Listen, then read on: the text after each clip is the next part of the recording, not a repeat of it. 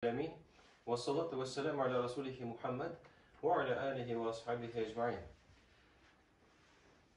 Agar da biror kishiga biror bo'lak bersalar, albatta anglamasa da vaqti bilan shu bo'lakning foydasini ko'rib, uning bayasini bila boshlaydi. Masalan, kishi islom dinini qabul etdi.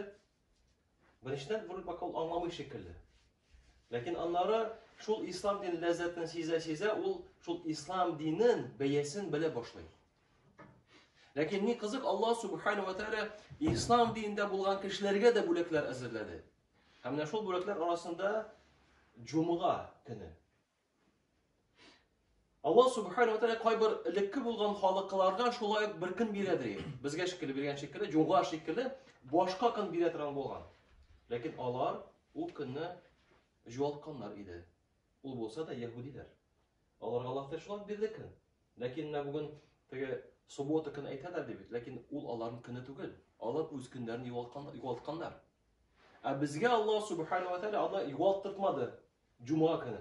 Hamda shu Cuma kuninin beyasini biz anlarga tiyishmiz. Chunki Allah Subhanahu va Taala bunda bizga beko'p ne'matlar berdi. Qo'yan bilamiz. Albatta foydalardan. Ham eng birinchi foyda Cuma deganda mana shu bizning yig'ilishimiz qardoshlarım.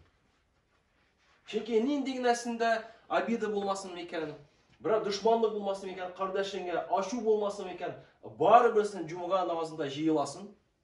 Baribir sen yanında ko'rasin. Baribir u senga salom berasin, anaga salom berga majburiy bo'lasin. Ham baribir Alloh taolo inshata shuning bilan orani yanadan igilikka borib jibara. Bu tecrübe yaktan.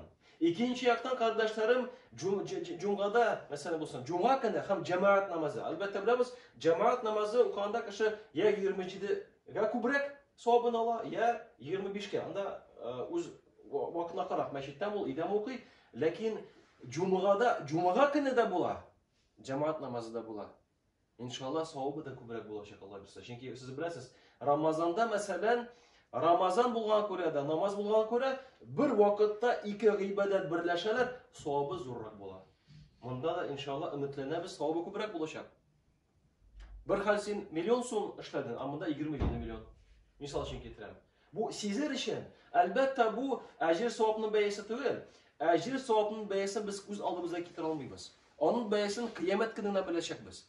Lekin asarin bu dunyoda o'xshaysiz. Çünkü ni derecede sen savab alasın, şu derecede ruhi rizq da ko'ngliga alasın. Ruhi rizq bo'lmasa, u tinchlik, u baxt kelsa bizning yuraklarımizda. İkinci kardeşlerim, Cuma günü agar da sen bir kişiden 100 milyon ajet kaldın ekan, hamısı bir kun ayta, onda jatrimda bir rolik var. Sen bilan ajet kalib turganing bet, eye, men seni g'afur etam dey. Hem de rolikte yazılgan bu tege ajetke alıp turan kişilerinin tilagi indi şulay bolsun için. Hem bunda ulap qaraz Allah Teala'nda günah kılıp ajetke kirdik bitindi biz. Oramda barasın ha, şişden xatın kızını gördün. Hoş xatır günah. Manda avuç aytdın, hop apet günah. Jiya biz hem Allah Teala ayta namaz arasında, Cuma bilen Cuma arasında kılıngan günahlar zor günah kılmağın bolsa. Kichkina günahlar g'afu etiladi. Shunday ma'noda Muslimda kelgan bir hadis. Payg'ambar Muhammad sallallohu alayhi vasallam xabar bizga beradi. G'afu etiladi, qardoshlar. Biz ana hozir chizmaymiz shekilli.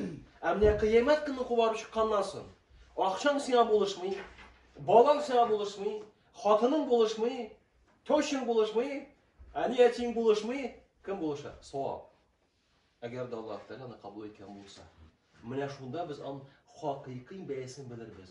O bir zerek Allah Teala etmeden وَمَا يَعْمَلْ مِثْقَالَ ذَرَّةٍ خَيْرًا Tuzan bırtığı kadar izgilik kılgan kişi alı ko'rashakdi. Bulayın etilmegen. Çünkü tuzan bırtığı kadar bulgan ajr savab da bizim için bik muhim derecede bo'lacak. Bik muhim derecede bo'lacak. Şuna göre ihtibar kerak. Bu dünyada yaşaganda har bir aytgan so'zga, har bir qilgan amalga biz ihtibar berga tiyishmiz. Gunoh qildi ekan, g'afur so'ra tezroq. Oshiq. Bunda da Allah Teala bize şunday bir zor savoblar beradi. Niçin? Çünkü kichkina gunohlar g'afur etiladi, ana zo'r gunohlar uchun tavba kerak. Sana bilasiz. birinchi to'xtarga kerak. Chunki qay bir mazak ravishda ko'rsatadilar, halbuki nashar kino qarab o'tay endi. Astagfirullah deydi. O'zi qarab o'tara. Astagfirullah deydi. Astagfirullah deydi. Buncha endi shulay. Alloh yaroq, birinchi sen to'xtarga tiyish, yopirga tiyish o kinoni shulay bir yaptın. Eğer de o mesela ese arakı işi, arakı içersin iken arakı için astagfirullah desin. Yok. Baştan arakı işini için tuktat. Çok. Tuktat. Hatını kıyınırsın iken hatını kıynadan tuktat. Birinci günahtan tuktarga gerek. İkinci Allah'dan gafur sorar gerek. Beşinci Allah'a va'da ettirek gerek. Bu'tan bu günahni men istamayman. Mana bu tavba şartlari. Agar da kishiga qora tashlangan bo'lsa, u kishidan g'afur so'rarga ham haqini qaytararga. Tege общий ravishda, ey qardoshlar, kimga og'irlik ishladim g'afur etingizing degan so'zlar olib bormaydi, qardoshlarım. Alay bo'lib bormaydi. Nechiganda sen kishi haqin oldin seni ranjitdin ana. Ama общий formatda aytding da g'afur etildi что ли? Yo'q, alay tug'il. Agar da sen kishini ranjitding ekan, onlarga borib, onlardan g'afur so'rashga tiyishsin. Ham haqini qaytararga tiyishsin, agar da ziyon keltirgan bo'lsa. Mana bu haqiqiy g'afur so'rab bo'lacak ola bilsa. Üçüncü kardeşlerim,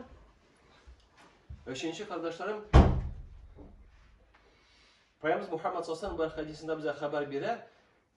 Cuma'da diye şunday bir saat vardı. O saatte iman keltirgan kishi duo qilsa, o saatte nasr so'rasa, Alloh taolo ana shuni beradi.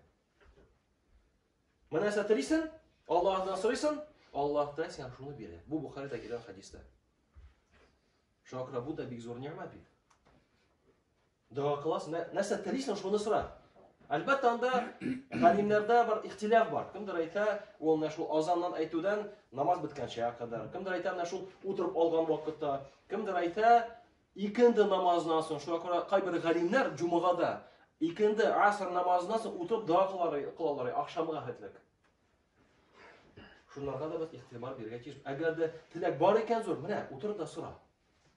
Allah da sen azır bergen. Şuna göre kardeşlerim, bu bir ilişkin silerdik. Allah berse gelecekte ikinci ilişkin siler biz.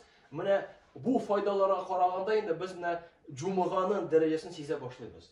Çünkü bu bizning turmushimizga to'g'ridan to'g'ri asar beradi. Hem namını biz bolalarga da öğretirge tiyishmiz. Bolalar so'rag'iz, xotin so'ra, xayrli xotin, xayrli so'ra. O'zingga turmush bu dunyoda jingil so'ra. Kelajakda turmush so'ra jingil. Mana ular Cuma'ga bayesini bilirge tiyishlar. Çünkü Cum'a kan o bir yaktan g'iybadat bo'lsa, ikinci yaktan o kardeşler bizim için bayram. Bilirsen ne? Har atna senin bayram. Hatta şu kunni bolalarga bir bo'lak bersan, bayram etib. Xotinga chashak olib bersan, ularga da bayram bo'lsin. Biz kardeşlerim, o'zimizning bayramlarni, o'zimizda bo'lgan muhim, zo'r daraja olib turadigan kunlarni ko'tarishga tiyishmiz. Anichik, mana shulay. Şükür Allah Teala her birimizge de kardeşlerim bu nimetlerini kabul edip koşkança Allah Teala faydalanıp elbette özümüzge bir zor fayda gelirse gerek. Subhaneke Allahümme bihamdik. La ilahe illa ente estağfiruke ve etûbü ileyk.